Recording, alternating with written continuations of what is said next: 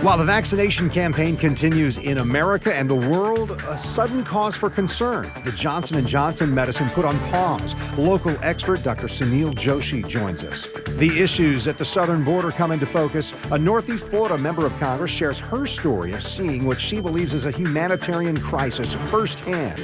She explains her harsh words for the president. And we'll look at what are the priorities in the state capitol in Florida, school choice, and changing some of the options for parents. That's next on This Week in Jacksonville. Thanks for joining us today. About half of America's adult population has received at least one shot of vaccine. As that effort continues, there's a bump in the road this week. Dr. Sunil Joshi is joining us by Zoom. And Dr. Joshi, the president of the Duval County Medical Society Foundation. Dr. Joshi, the Johnson & Johnson vaccine became a concern when the CDC reported 6 patients who had these serious complications from the shot. What was your reaction to that news? To be honest with you, Kent, because things had been going so well with the vaccines, and we were definitely seeing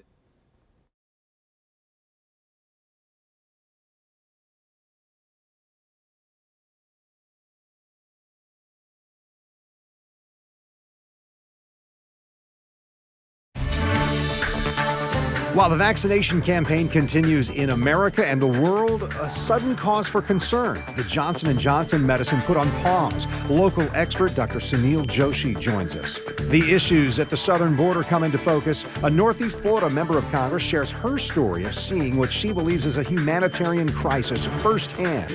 She explains her harsh words for the president.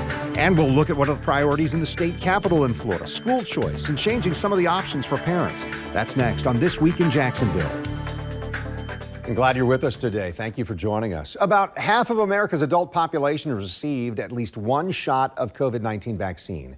As that effort continues, there was a bump in the road this week. Dr. Sunil Joshi is joining us by Zoom. Dr. Joshi, the president of the Duval County Medical Society Foundation. Dr. Joshi, the Johnson & Johnson vaccine, that became a concern when the CDC reported 6 patients who had serious complications from the shot. What was your reaction to that news? Yeah, I'll tell you, Kent, initially I was shocked to hear about it because things have been going so well, not only here in Northeast Florida, but throughout the country in terms of vaccination numbers going up and relatively low side effect profiles. And so we were in a pretty good space, and then this came out, and the first thing that went through my mind is, oh my gosh, there must have been some sort of a spike in an adverse event or something else is wrong with the vaccine. And so we're very, very concerned about it. After learning about the reasons for the pause, I could see why they decided to pause it for a while and to investigate. But initially, yeah, I was absolutely shocked. Yeah, so 6 patients out of the more than 6 million vaccine recipients for Johnson & Johnson. I understand the number is really closer to 7 million. But the side effect with the blood clots, is deadly in at least one of those cases. So what is your advice to people, specifically those who have gotten that shot from Johnson & Johnson? Yeah, and I think it is important for people to know, though it is exceedingly rare, that these are pretty serious complications. Blood clot is not something to be taken lightly.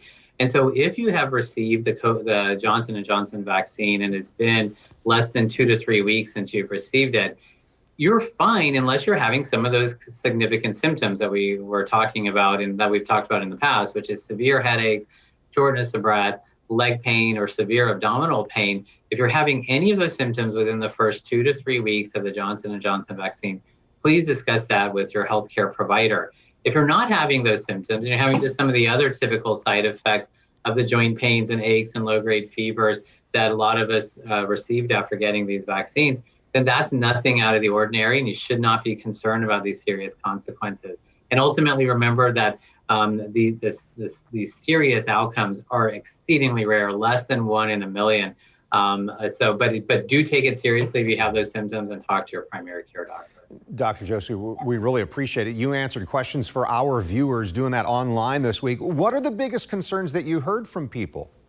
Yeah, I think the biggest concerns that we continue to hear in our office are from women who are in that childbearing age, in the premenopausal age women between 18 and 48, who are the women who seem to have these 6 episodes with the Johnson & Johnson vaccine. So we've received calls saying, what should I do? I've already received my vaccine. Is there anything I can do to prevent these blood clots? And we really don't have a lot of good advice other than staying hydrated and staying physically active, just to make sure that you're always keeping, your blood flowing appropriately through your system. But Otherwise, that's basically the best advice we can give to those folks. The other thing we're hearing is from women who are calling to say, should I even get vaccinated at this point? And in those cases, we do suggest that they go ahead and get the Moderna or Pfizer vaccine. And right now, hold off on the Johnson & Johnson, just as the FDA has recommended, until we hear more information. But yeah, most of the concern has come from women of childbearing age who are concerned about what to do regarding the vaccine and what to do after they've received the vaccine. Yeah. Do you worry that this may slow down the mass vaccination of the population, or is this an important speed bump, an important pause that we've taken on getting vaccinated? Yeah, I think it is an important pause just to make sure that there is not, this is not totally related to the vaccine. I think it is important for us to understand that. But I am still also worried that this is going to stop the momentum. People were getting vaccinated and were doing it at very high rates. I mean, just in Jacksonville alone, on Monday, before this came out, we vaccinated close to 8,000 people. On Tuesday, the day that it came out, it dropped all the way down to 4,000 people. So again, people, I think, have gotten a little bit more concerned about getting any of the vaccines at this point.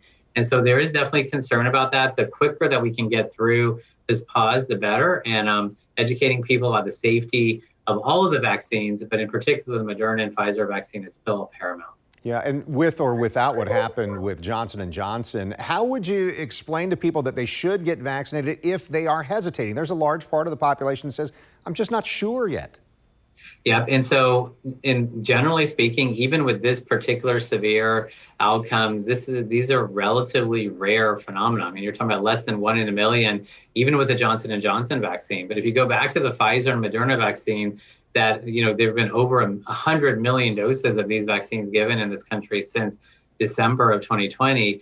Very, very safe, incredibly safe. And let's not forget about the effectiveness of these vaccines. 90 to 95% effective at preventing COVID-19, and in particular at preventing severe outcomes, meaning hospitalizations or death from the virus. So we do not want to forget about how effective the vaccines are and understand that they are incredibly safe, very, very safe. And that's up to us to continue to educate people on the safety of these vaccines. And hopefully once the pause is over with the Johnson & Johnson vaccine and we understand which groups may be at risk, people will feel more comfortable getting the Johnson & Johnson one and done vaccine as well, because that was a very easy way to get people vaccinated quickly. Dr. Joshi, late in this week, the Pfizer CEO released a statement saying that it may be that there's going to be a third shot that's required, or maybe people annually will have to get this kind of shot or a vaccination. Does that surprise you at all with what your expertise is? That doesn't surprise me. And, the CDC and the FDA have been mentioning that over the last few months as well, because of the variants that are coming out. Just like the flu shot, for instance, we get the flu shot seasonally, that ultimately this virus may become a seasonal virus. And if it does become a seasonal virus, it makes some sense that we may require a booster injection seasonally as well. And so, again, it's not going to be required, so to speak, but for those who choose to receive the vaccine, a booster is very likely to be in place sometime late this fall, winter, or even next year, because of the seasonality of the virus and the fact that it does have variants as well that vaccines can be produced for. Does the science work to maybe combine the flu shot and a COVID shot? I mean, could we be seeing that in the future? And it really does depend on which technology is going to be used to produce the boosters for the vaccines. And the hope, of course, is that it would be able to be combined with the flu shot. So it would just be a one-shot thing for people as we go forward. But I just don't think we have enough information about the variants and which types of vaccines would be most effective as a booster to know about that. But certainly that would be the most convenient way. Yeah. Dr. Joshi, we appreciate your insights and spending time with us on this important topic. Thank you so much. Thank you for having me. All right, still ahead, Kat Cammack represents Florida in the nation's capital. In just a moment, she describes her experience on the southern border trying to find solutions to a crisis there. That's next on This Week in Jacksonville.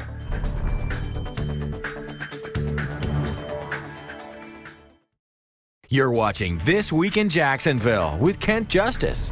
Yeah, Democrats pushed back against President Trump's administration concerning border security. Things have changed, and now Republicans point to what they call a crisis on the southern border. I spoke this week with U.S. Representative Cammack, that's Kat Cammack, and shortly after she visited customs facilities down there.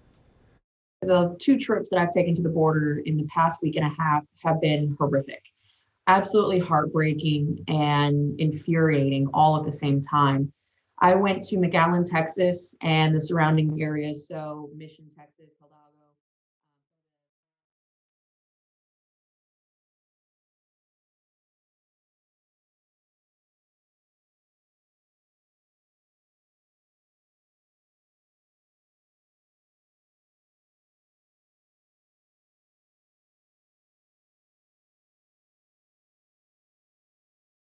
You're watching This Week in Jacksonville with Kent Justice. Democrats push back against President Trump's administration concerning border security. Well, things have changed, and now Republicans point to what they call a crisis on the southern border. I spoke this week with Republican U.S. Representative Cammack shortly after she visited customs facilities. The two trips that I've taken to the border in the past week and a half have been horrific, absolutely heartbreaking and infuriating all at the same time. I went to McAllen, Texas, and the surrounding areas, so Mission, Texas, Hidalgo, some of the surrounding areas where the surge of migrants coming across our open borders is at the highest rates that we have ever seen. We are breaking records every single day to the tune of almost 3,000 in one sector alone. That is an unsustainable, unconscionable amount of people that are coming across our borders unchecked.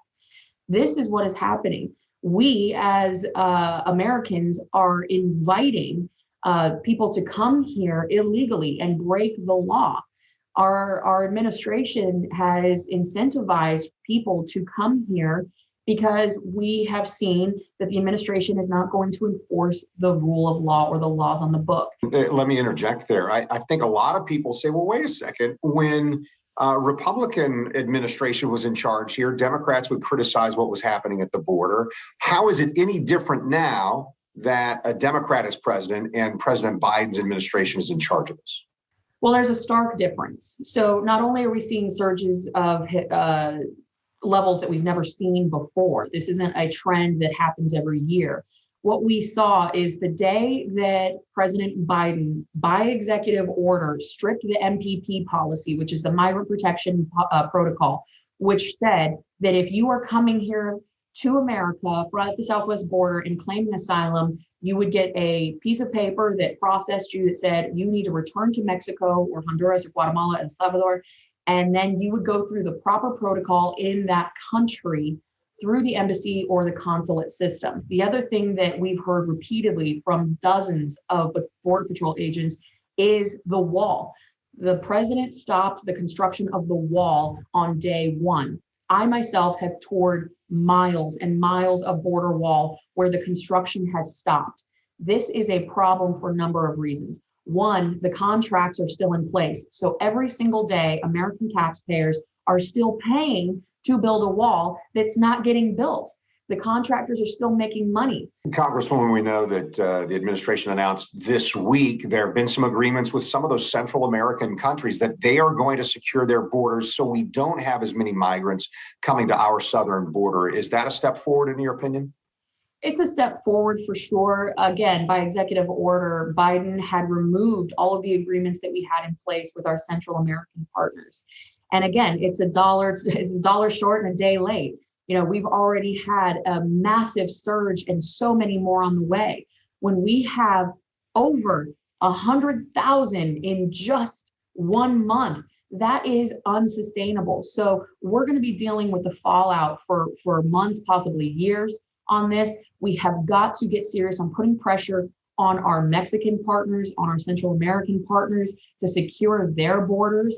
But from what I have heard from my colleagues, Representative McCall, who is the ranking member on Foreign Affairs, he has had multiple conversations with the ambassadors of these countries, and they don't seem too keen or in a hurry to take action, which again, doesn't give me much confidence that the pressure is going to be there for us to make them take action. The representative called President Biden the trafficker-in-chief, blaming him for instances of abuse that she saw on her trip to the border. Congresswoman Cammack told me that she called him that because of an encounter that shocked her when she met a migrant girl in crisis. But the most heartbreaking thing that I want every American to know about is these kids are being absolutely abused. I spoke personally with a 9-year-old girl in the detention facility, this Donna processing facility. And when I asked her name and how old she was struggling through tears to tell me just basic information. And when the agent came over to me, I said, why can't she talk? And he said it was because she had actually, I'll get emotional talking about it because it's so horrific. She lost her voice screaming because she was being gang raped in a field. And that's where the Border Patrol agents picked her up. This is a 9-year-old girl who had been abandoned. She had been trafficked from Guatemala up to our border. And the cartels are making $15 million a day in trafficking these kids across our borders.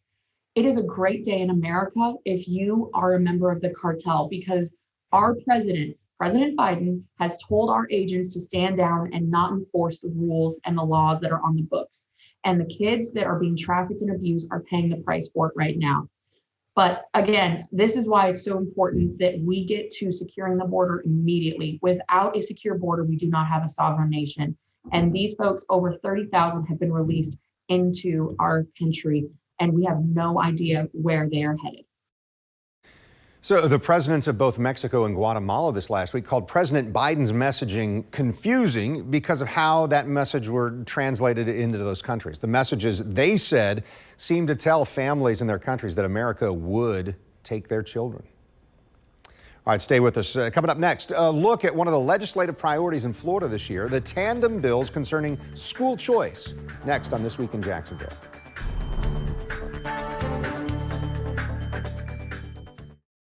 You're watching This Week in Jacksonville on Channel 4. This segment, we're talking about current legislation moving through the process in Tallahassee.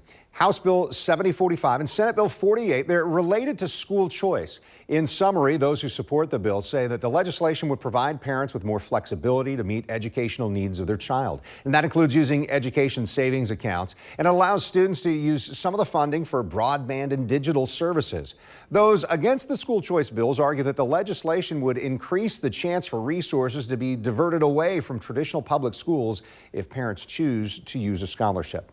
So we are joined this morning by a couple of people who support the bill. Skylar Zander is the Florida Director of Americans for Prosperity. He's joining us from Tallahassee today via Zoom. Here in studio is Amanda Lewis, whose daughter benefited from school choice. And so, Amanda, I want to start with you. I understand that your daughter was in a local school here in Jacksonville, diagnosed with dyslexia, and then needed some specific help. How did school choice make a difference for you and your daughter?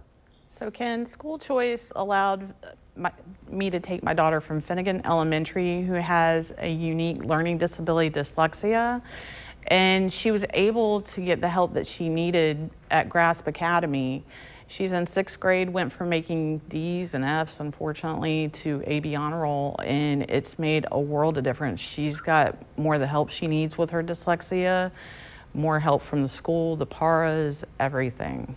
So Skylar Zander, Florida Director for Americans for Prosperity, also an advocate for school choice in this proposed legislation, also a product of Clay County, by the way. Help us understand, because I think some people would listen in on this segment and say, well, are they talking about charter schools? How is this different?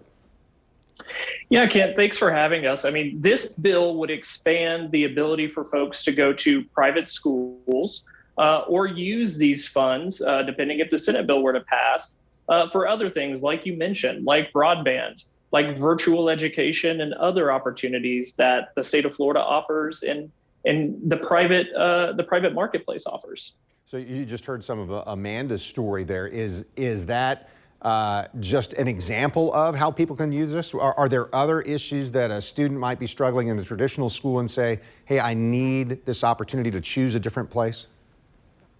Amanda's story and the story of her daughter is why we do this every single day. It's amazing to hear that her daughter went from D's and F's to A's and B's. I mean, education should be individualized as much as possible. You and I get iPhones or Samsung devices because we want personal options, and our education should be that way. We're in the 21st century. There's nothing holding us back to allow for education to be more customizable based on a student's learning needs. Both of these bills would do that and provide the flexibility for individual students to take classes on virtual, go in person at a traditional public school, go to a charter school, go to a private school, or go to a magnet school. They're all options on the table, depending on what your child's needs are. So there's always two sides to every story. I want to share with you the other side. The primary opponent of the legislation, really the State Teachers Union, FEA. This is what FEA President Andrew Spar said about Senate Bill 48.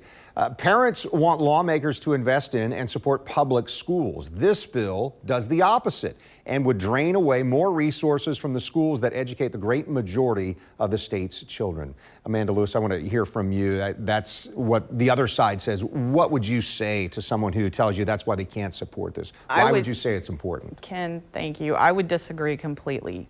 In Duval County, we have school choice. School choice gives you the option to look through the schools that serve our community in this county, and you can do your research. Go take a tour of the school, see what the school's about, what magnet programs are offered. You get a chance to learn. Yeah, and learn in the specific way that your child or your student needs. What would you say, Skylar, when it comes to that quote I just read from FEA President? Sure, Ken. It's not a zero-sum game, right? A third of the state budget around goes towards education, and over 20-something billion directly to a traditional public school system. What we're talking about is funding something that's less than $1 billion for all of Florida's choice programs, including charter schools. So a very small portion of the overall sum, and that doesn't include the local dollars that you and I pay for our property taxes. So it doesn't have to be a zero-sum game. We should be supporting students like Amanda's. I mean, there's absolutely no reason we shouldn't be able to personalize education and help lift all students up, even if you're in the best of schools, like for instance, Clay County and St. Johns County are A school districts. It doesn't mean that the traditional public school that you're zoned for is right for your student, and they should be able to go on virtual if they want to, or use a public scholarship program that Step Up for Students provides in order for you to go to a private school. And if you need additional help for tutoring, you should be able to apply for these programs as well. Amanda, we're going to wrap up with you, and maybe in our final minute here, was it that the local school you were at didn't really care about what your daughter's needs were? You and I were talking earlier. That wasn't the case, right? No, that was not the case at all, Ken. They cared. They just didn't have the funding for another para to come in and take up the time that my daughter needed for tutoring. And unfortunately, you find that with a lot of public schools, that they just don't have the funding to fund enough teachers to get the support they need for the students that need help. So in your case, you're saying it came down to resources and whether they were available. That is correct. So I appreciate that. And I appreciate you sharing. I know that you said you recognize what your daughter was going through because you'd had a similar situation with dyslexia in the past. Grateful to hear that whatever the case was, your daughter and your family was able to get that handled. Skylar Zander, thank you for sharing some time with us this morning and your perspective on why you're an advocate for this school choice bill. Amanda Lewis, thank you for sharing your story today, too. Thank you so much. Thanks, Ken. All right. So as we look ahead, the leader of JTA in Northeast Florida, planning to join us next week, Nat Ford, has got a plan for transportation and some infrastructure changes. We're going to get his view on what could happen with a gas tax increase here in Duval County. Also excited to introduce you to the CEO at Mayo Clinic Jacksonville. That'll be the first time that I get to visit.